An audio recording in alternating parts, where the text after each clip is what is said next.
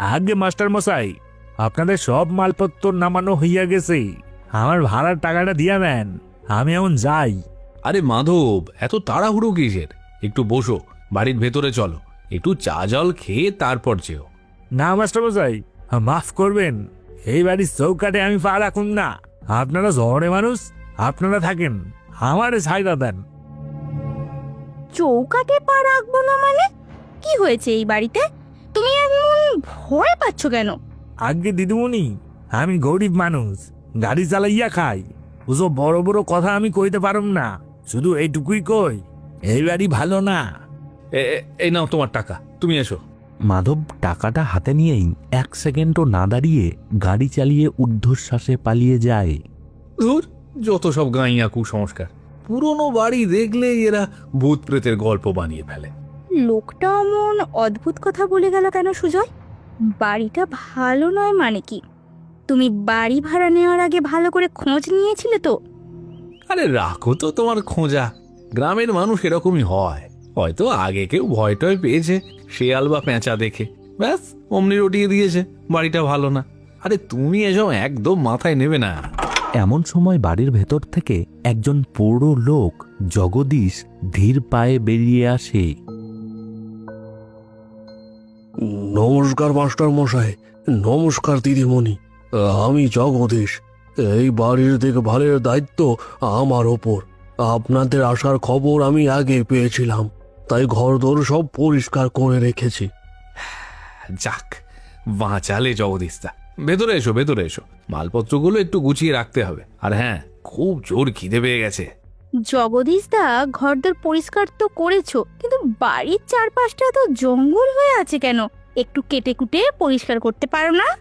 আগে দিদিমণি, আমি তো একা মানুষ, যতটা পারি সামনের দিকটা পরিষ্কার রাখি, কিন্তু ওই পেছনের দিকে জঙ্গলটা কাটা আমার কম্য নয়, ওদিকটাই আমি বেশি চাইও না। ঠিক আছে, ঠিক আছে, ওসব পরে দেখা যাবে। আগে বলো, আজ দুপুরে আর রাতে আমাদের জন্য কি রান্না চড়াবে? ও হ্যাঁ জগদীশদা, একটা খুব জরুরি কথা বলে রাখি, তোমার দিদিমণি কিন্তু একদম নিরামিষ খায়। আমি যদিও বাইরে বন্ধু বান্ধবদের সাথে মাঝে মাঝে খাই, কিন্তু এই বাড়িতে কোনো মাছ মাংস ঢুকবে না। তোমার দিদিমণি কাঁচা মাংসের গন্ধ একদম সহ্য করতে পারে না, ওর খুব বমি পায় আর শরীর খারাপ হয়। সেই দিকটা একটু কড়া খেয়াল রেখো কিন্তু।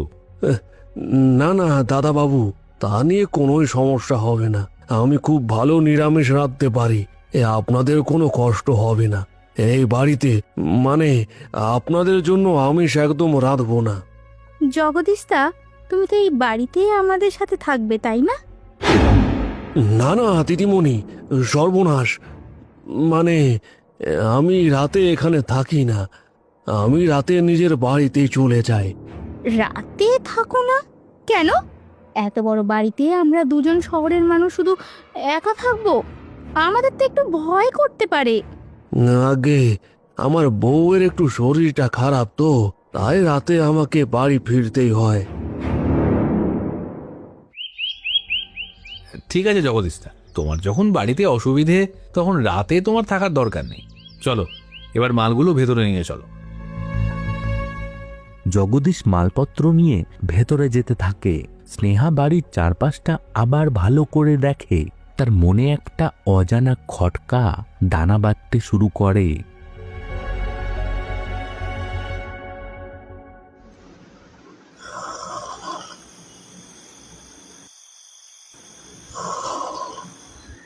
সন্ধ্যাবেলা সুজয় আর স্নেহা চা খাচ্ছে। জগদীশদা, একটা কথা বলছিলাম, ওই পেছনের দিকের ঘরটায় কি আছে গো? হ্যাঁ, আগে আগে দাদাবাবু, ওই ঘরটা। হ্যাঁ, ওই ঘরটা। কি আছে ওই ঘরে? আহ, আহ, আগে দিদিমণি, ওই ওই ঘরটাতে মানে বাড়ির পুরনো সব বাতিল জিনিসপত্র, ভাঙা খাট চেয়ার এই সব থাকে, আর কিছু না। বাতিল জিনিসপত্র? কিন্তু ঘরটার বাইরে এত নোংরা কেন? আমি নিজের চোখে দেখলাম কিছু হাড়গোড় পড়ে আছে। তুমি ওই দিকটা পরিষ্কার করো না কেন? দিদিমণি, ওটা যেমন আছে তেমনই থাক, পেছনের দিক তো তাই নোংরা হয়, আমি একা মানুষ, সবটা পেরে উঠি না। পেরে ওঠো না মানে কি? হ্যাঁ, আমরা থাকবো আর পেছনের উঠোনে হাড়গড় পড়ে থাকবে? তুমি কাল সকালেই ফিনাইল দিয়ে এসব ধোবে। না না দিদিমণি, দোহাই আপনাদের, আমাকে আমাকে ওদিকে যেতে বলবেন না। আর আর আপনাদেরও তো ওদিকে যাওয়ার কোনো দরকার নেই। আপনারা শুধু সামনের দিকটাতেই থাকবেন, ওদিকটায় একদম যাবেন না। যাব না কেন? আমাদের ভাড়া নেওয়া বাড়ি, আমরা যেখানে খুশি যাব। তুমি এমন ভয় পাচ্ছ কেন জগদীশদা? ওখানে কি সাপ খোপের উপদ্রব আছে নাকি? আগে হ্যাঁ দাদা বাবু, অনেক সাপ খোপ আছে, কামড়ে দিলে বাঁচানো মুশকিল হবে। আপনারা ওদিকটায় যাবেন না, আমি হাত জোর করছি। ঠিক আছে, আমরা যাব না। তুমি এখন যাও, রান্নাটা গিয়ে বসাও। জগদীশ মাথা নিচু করে রান্নাঘরের দিকে চলে যায়। রাত তখন প্রায় 2:30। চারিদিক নিস্তব্ধ। সুজয় আর স্নেহা যে ঘরটায় শুয়েছে তার পশ্চিম দিকের জানলাটা খুললেই বাড়ির পেছনের সেই জঙ্গল আর পুরনো ঘরটা দেখা যায়। কিসের আওয়াজ ওটা? ঠিক যেন হাড় চিবোচ্ছে কেউ। আওয়াজটা তো বাড়ির পেছনের জঙ্গল থেকে আসছে। দেখি তো কে ওখানে। স্নেহা জানলার কপাটটা একটু ফাঁক করে বাইরের দিকে তাকায়। জ্যোৎস্নার আলোয় সে যা দেখে তাতে তার রক্ত হিম হয়ে যায়।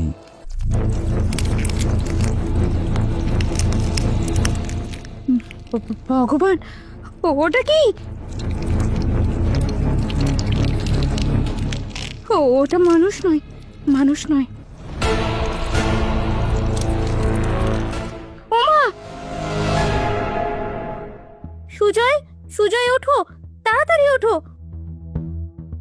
কি হলো? কি হয়েছে স্নেহা? অমন চিৎকার করছো কেন মাঝরাতে? সুজয়, সুজয়, পেছনের ঘরটা, ওই ঘরটায় একটা ভয়ঙ্কর কিছু আছে। আমি নিজের চোখে দেখলাম, ওটা মাংস খাচ্ছে। ভয়ঙ্কর কিছু মানে? চোর ডাকাত? তুমি কি স্বপ্ন দেখলে নাকি? না, স্বপ্ন নয়, এটা কোনো মানুষ নয়। মস্ত বড় কালো কি একটা যেন দরজার বাইরে রাখা একটা মাটির থালা থেকে কাঁচা মাংসের মতো কিছু একটা খাচ্ছিল। আর ওর চোখ দুটো একদম টকটকে লাল। আরে বাবা, শান্ত হও, শান্ত হও। তুমি হয়তো ঘুমের ঘোরে কোনো বড় শেয়াল বা নেকড়ে দেখেছ। জঙ্গলের দিকের বাড়ি, এসব শেয়াল টেয়াল তো ঘুরবে হাড়গোড় খাওয়ার লোভে। শেয়াল? সুজয়, শিয়াল দুপায়ে ভর দিয়ে বসে থাকতে পারে না।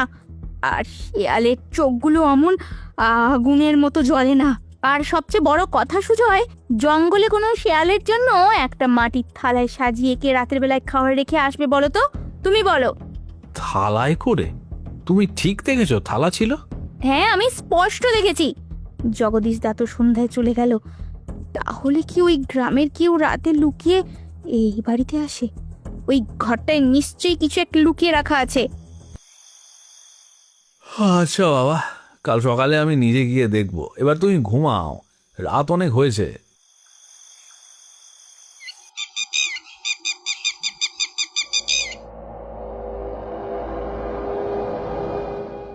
আজব, আজব তো, থালাটা কোথায় গেল? আমি তো এখানে থালাটা রাখা দেখেছিলাম। দেখলে তো, এখানে কোনো থালা ফালা নেই। আমি তো আগেই তোমায় বলেছিলাম, তুমি ঘুমের ঘোরে চোখের ভুল দেখেছো। চলো এবার ঘরে চলো। থালা নাই থাক, ঘরটার ভেতরটা আমি দেখবই। স্নেহা সজোরে ধাক্কা দিয়ে কাঠের দরজাটা খোলে। ও বাবা গো, কি বিশ্রী পচা দুর্গন্ধ, পচা মাংসের গন্ধ। ওরে বাবারে! এই পুরনো জিনিসপত্রে ঘরে এমন পচা গন্ধ কেন হবে বলো তো?